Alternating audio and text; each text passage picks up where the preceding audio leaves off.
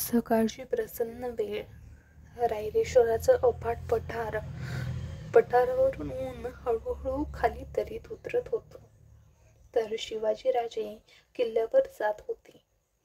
सारीकडे पिवळं पडलेलं गवत, त्यामुळे पठार सोनेरी भासत होते आणि तो सोन्याचाच दिवस होता.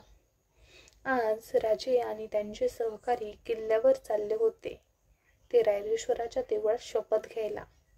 साधीसुधी शपथ नाही, तर स्वराज्याची शपथ.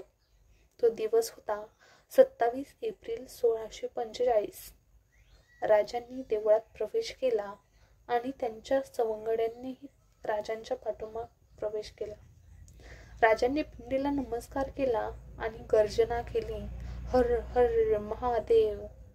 त्यांना तानाजी, येसाजी आणि बाकी सवंगड्यांनीही साथ दिली. त्या सगळ्यांनी शपथ घेतली हिंदवी स्वराज्य स्थापनेची. ते सगळे मंदिराबाहेर आले. उन्हाळा सुरू झाला असला तरी गडावर हवा छान होती. राजांनी आसपासच्या परिसरावर नजर टाकली. वरून खाली दिसणारी घरं, शेत, वस्त्या, कुठवर जाणारा निळसर धूर. त्यांना वाटलं, हा परिसर आपला, ही माती आपली, पण दुर्दैवाने ती परक्यांच्या ताब्यात आहे. पण यापुढे मी असं होऊ देणार नाही. त्यांचे सहकारी राजांकडे एकटक पाहत होते आणि एकदम राजांचा चेहरा चिंताक्रांत झाला. काय असावी राजांची चिंता? त्यावेळी दुसऱ्या बाजूने राणोजी येत होता. तो राजांच्याच वयाचा होता, जेमतेम 16 वर्षाचा.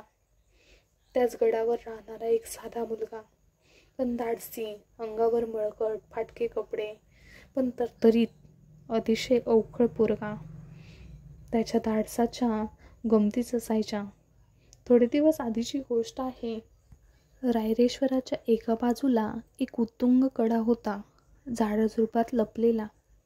एका बाजूला तिकडे कोणी जायचे नाही, पण राणोजीचा बा मात्र त्याला रोज घेऊन जायचा. त्या कडाच्या टोकावर एका भैरोबाचं देऊळ होतं.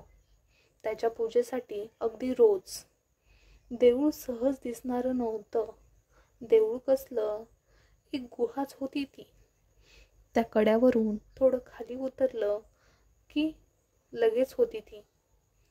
तो भैरोबा बसला होता त्या गुहेत. बहुतेक त्याला वाटत असावं, खरे भक्त असतील तर येथील अडचणीच्या जागी माझ्या दर्शनाला. खाली आणखी एक गुहा आहे देवाची, म्हणजे आणखी एक गुहा आणि आणखी एक देव.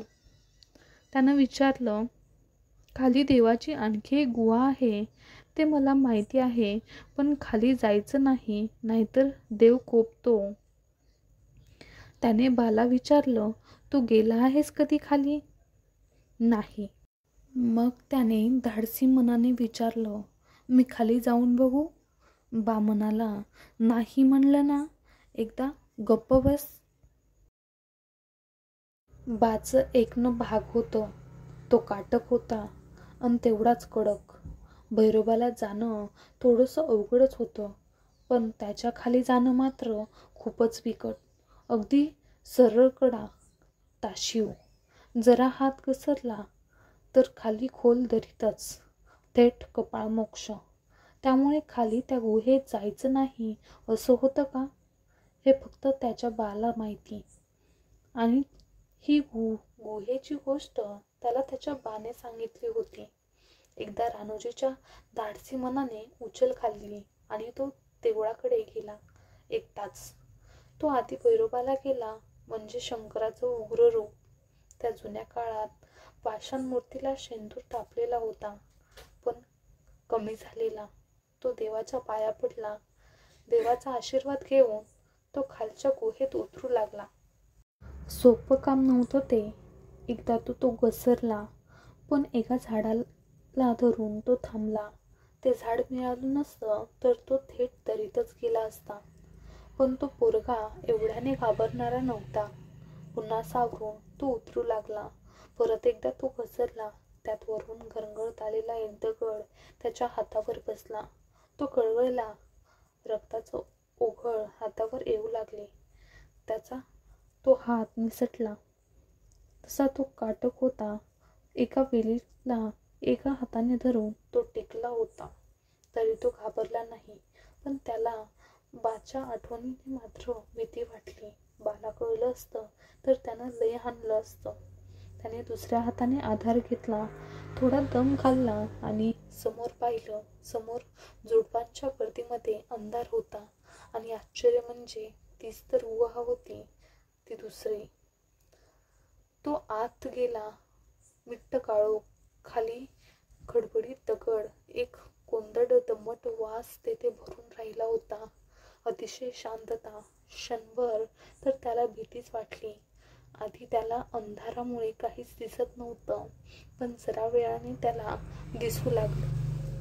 इकडे तिकडे पाहत त्याला आत काहीच दिसलं नाही. तिथं